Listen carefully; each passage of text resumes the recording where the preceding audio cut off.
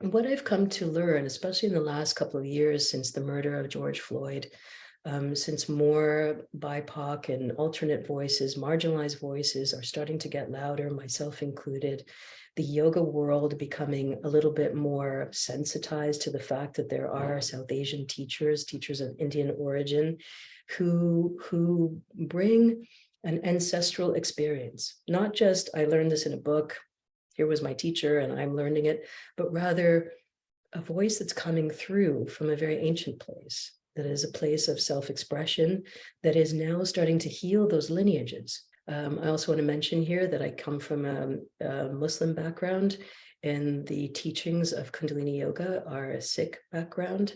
And so there is a language difference, there is a religious difference. And while we can talk lots about the differences, what I want to say is that really it comes from an idea of oneness.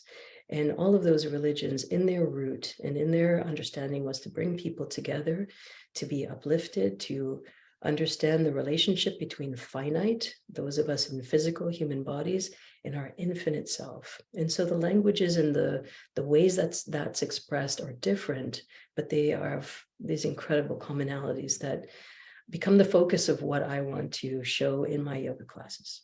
You hopefully have seen some of my shorts on the history of yoga.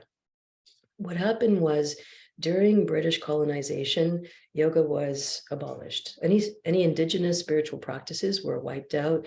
If they were found, they were suppressed. If there were people who were practicing, they were harmed.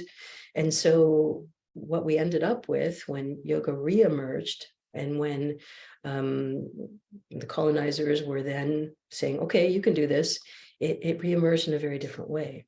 And so as I enter into this space now, it's much more, yoga to me is much more about activism. It's about seeing the oneness, it's about understanding that, and also closing the gaps between safety, support, community, gatherings, rituals, bringing all of that consciousness forward so that as a people, as a conscious group of people, we can start to make changes in the places that we live, in our homes, in our personal lives.